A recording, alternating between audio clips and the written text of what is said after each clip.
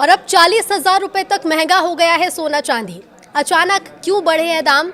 पिछले 5 दिनों से रिकॉर्ड गिरावट के बाद अब क्यों दाम बढ़े, सब कुछ आपको विस्तार से बताएंगे। नमस्कार, न्यूज़ 18 का डिजिटल प्लेटफॉर्म आप देख रहे हैं और मैं हूं ऋतु सिंह। तो 3 फरवरी को सोने चांदी की कीमतों में उछाल देखा गया है। भारत और अमेरिका के बीच ट्रेड डील पर बनी सहमति से जोड़कर इसे देखा जा रहा है।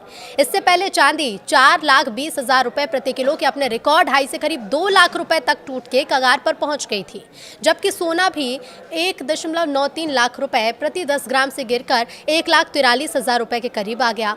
अब 3 फरवरी यानी कि आज के दिन सोने चांदी की कीमतें चढ़ी हैं, यानी बढ़ गई हैं और अब भी निवेशकों की नजर इस पर बनी हुई है। 29 जनवरी को रिकॉर्ड हाई पर पहुंचने के बाद से सोने चांदी के दाम में गिरावट लगातार देखी जा रही थी। चांदी में तो ये अब तक की सबसे बड़ी गिरावट बताई गई। 2 फरवरी सोमवार को ही कारोबार के दौरान वायदा बाजार में 3 बार लोअर सर्किट लगा था, जबकि बजट वाले दिन यानी 1 फरवरी को भी इसमें 3 बार लोअर सर्किट लगा।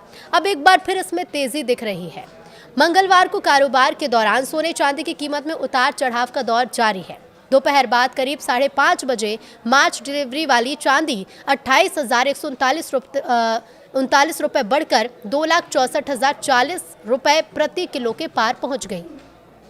इससे पहले शाम 3 बजे चांदी की कीमत 29,621 रुपए बढ़कर 2,65,882 रुपए प्रति किलो पर थी। अब ऐसे में 1 घंटे में चांदी की कीमत में कुछ गिरावट तो आई, तो वहीं दूसरी ओर अप्रैल डिलीवरी वाले सोने का भाव 7,809 रुपए बढ़कर 1,51,800 रुपए प्रति 10 ग्राम पर पहुंचा। करीब इसके 1.5 घंटे पहले सोने की कीमत 7,954 रुपए तक चढ़कर 1,51,945 रुपए प्रति 10 ग्राम के पार पहुंच गई थी। तो बीते कुछ दिनों से सोने और चांदी की कीमतों में लगातार गिरावट देखी जा रही थी, लेकिन मंगलवार को इस ट्रेंड पर ब्रेक लगा। मल्टी कमोडिटी एक्सचेंज यानी MCX पर वायदा कारोबार शुरू होते ही दोनों कीमती धातुओं में तूफानी तेजी दर्ज की गई। निवेशकों की मजबूत खरीदारी के चलते बाजार खुलते ही कीमतों में बड़ा उछाल देखने को मिला। चांदी में एक झटके में 21,000 की तेजी। सप्ताह के दूसरे कारोबारी दिन MCX पर 5 मार्च एक्सपायरी वाली चांदी के वायदा भाव में शानदार उछाल आया। सोमवार को 2,36,261 रुपए प्रति किलोग्राम पर यह बंद हुई। चांदी मंगलवार को खुलते ही 2,57,480 रुपए प्रति किलोग्राम पर पहुंच गई, यानी कि शुरुआती कारोबार में ही कीमत 21,000 रुपए से ज्यादा बढ़ गई। हालांकि इस तेजी के बावजूद चांदी अभी अपने ऑल टाइम हाई से काफी नीचे है। 29 जनवरी को चांदी ने पहली बार 4 लाख रुपए प्रति किलोग्राम का स्तर पार करते हुए 4,30,048 रुपए का रिकॉर्ड बनाया। इस हिसाब से मौजूदा कीमत अभी भी करीब 1,62,500 रुपए कम है। सोने की कीमतों में भी जबरदस्त उछाल। चांदी के साथ साथ सोने ने भी मजबूत वापसी की है। सोमवार को MCX पर 1,43,991 रुपए प्रति 10 ग्राम पर बंद हुआ सोना मंगलवार को शुरुआती कारोबार में बढ़कर 1,49,485 रुपए पहुंच गया, यानी 24 कैरेट सोना करीब 5,494 रुपए महंगा हो गया। फिर भी सोना अपने लाइफ टाइम हाई से काफी सस्ता बना है।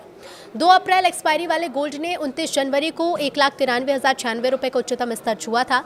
मौजूदा भाव इस रिकॉर्ड से लगभग 43,600 रुपए कम है और गिरावट के बाद बाजार में रिकवरी के संकेत हैं। जानकारों का ये मानना है कि हालिया गिरावट के बाद निवेशकों ने निचले स्तर पर खरीदारी शुरू की है, जिससे कीमतों में तेज उछाल आया है।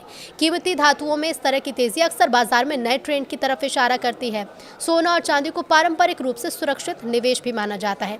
अब अलग अलग शहरों में चांदी और सोने के क्या भाव है वो भी जान लीजिए। मुंबई में 1,42,890, दिल्ली में सोने के भाव 1,42,640 रुपए प्रति 10 ग्राम, बेंगलुरु में लगभग 1,43,000, चेन्नई में 1,43,300, तो वहीं हैदराबाद में 1,43,110।